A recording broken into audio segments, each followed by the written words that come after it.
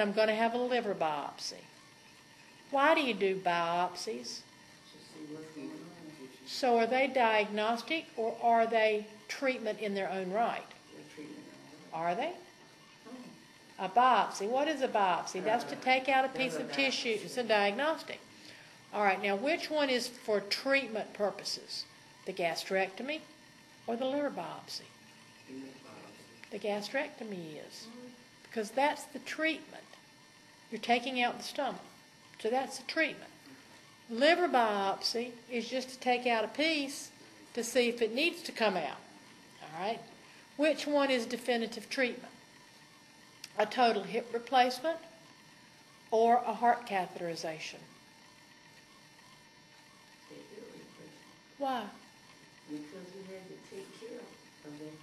They replaced the whole hip.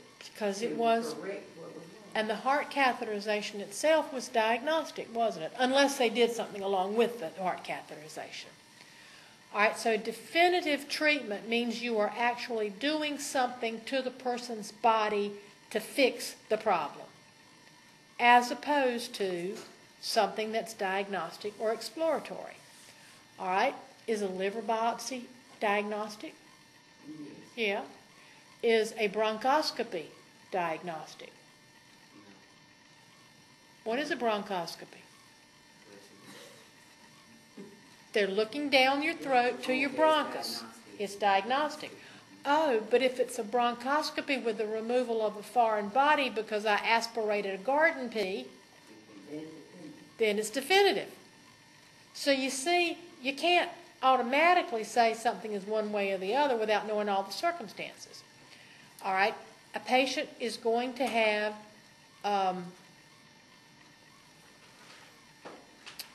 a fracture reduction and an x-ray of the leg that was hurt. Which one is the definitive treatment? The fracture reduction. All right, so you got that part right. The principal procedure is the one performed for definitive treatment, and I like to say, and not one done for diagnostic or exploratory purposes, rather than, or one that is necessary to take care of a complication. If two or more procedures appear to meet this definition, the one most related to the principal diagnosis is designated as the principal procedure. All right? I am in the hospital because I have cancer of the uterus. Okay? They have done a hysterectomy. However, I fell out of the bed and I fractured my hip.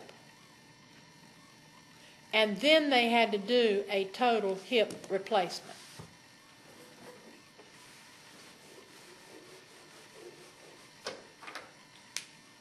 CA of uterus, they did a hysterectomy. But I fell out of the bed and fractured the neck of my femur, or my hip, and they did a total hip replacement. All right, which of those are which of those are diagnoses? CA of the uterus is a diagnosis. What is that last part? Total hip replacement. And that's a fracture of the neck of the femur or the hip. We'll just say fracture of the hip. Make it easy. Okay, that's a diagnosis. That's a diagnosis. Which of those are procedures? Hysterectomy and the total hip replacement. All right. Which of those are definitive? Both are. Wait a minute. Go back to that rule. If two or more procedures appear to meet this definition, do both of those seem to meet the definition? Mm-hmm. All right. The one most related to the principal diagnosis is designated as the principal procedure. Golly, we're right back to principal diagnosis, aren't we?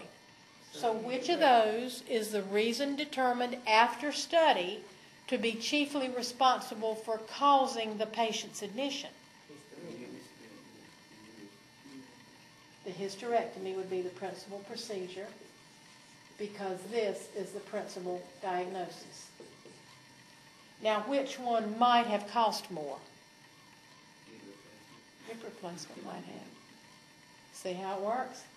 But that's your principal procedures, principal diagnosis. So when you have 2 or more definitive treatments, then you have to select the one that is most related to the principal diagnosis.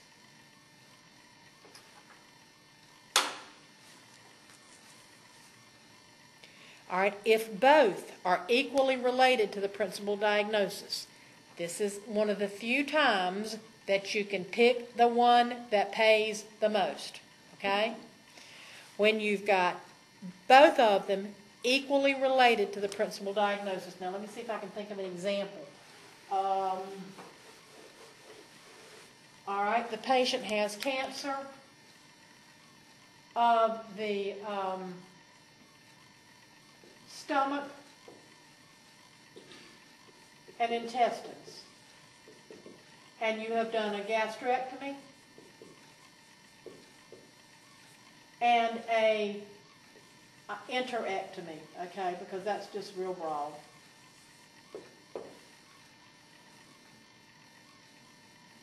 Now what are you going to do? Pick the one that pays the most. Off the top of my head, I do not know which one it would be. I would have to go into the system and look and see. But that is the only time that you can legitimately pick the one that pays the most.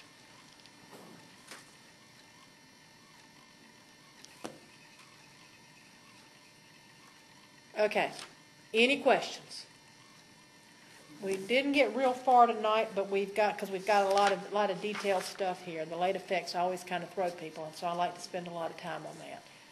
Any questions, concerns? It is so new that it's not in the current volume. That's when you have to pick up the phone and call the pharmacy and say, give me the AHFS number. They give you the AHFS number. You look it up in here, and there's the code. You'll learn how to do that when we start talking about drugs, but for right now, I'm just trying to introduce it. All right, flip to the next appendix. That's the appendix of industrial accidents. I've never seen it used. However, if Greenville, North Carolina was a highly industrial area and we had a lot of industrial accidents, wouldn't it be beneficial to us to know how many of them came because they were from cranes, which is code 211, versus lifts and elevators, which is code 212, versus from tractors, which is code 231? So do you see how we could use this index to know how different accidents occur? We typically don't, but it's there if you need it. Flip over to your next appendix, and this is a list of every 3-digit code in this book. And the benefit of this is just kind of to get an idea, again, about how the book is outlined. And when you look at it from this perspective, it makes things a little clearer. For instance, find code 480, which is your pneumonia and influenza, from 480 to 488. Well, they're the different types of influenza and pneumonia broken down. Viral, pneumococcal, other bacterial, due to other organisms and infectious diseases classified elsewhere, and that sort of thing. All right, look at the next category, COPD, chronic obstructive pulmonary disease. Well, if you're not sure what COPD includes, it includes bronchitis, emphysema, asthma, bronchiectasis, allergic alveolitis, and chronic airway obstruction not elsewhere classified. So that's going to help you with it. Will you ever use it to code from? No. Will it help you understand the book? Yes, it would if you would spend some time in it. And that's your coding book. From beginning to end, that's what's in it. And you're going to have to be familiar with all of it. Okay, page 6 in your textbook.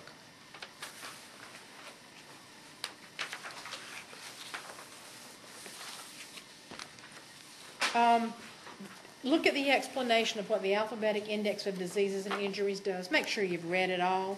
That's your assignment now, is to go back and reread it once you've seen it.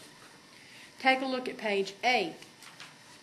And I want you to see that what is on page 8 is basically a reproduction of what you would see in the alphabetic. And we need to look at it so you understand how it works.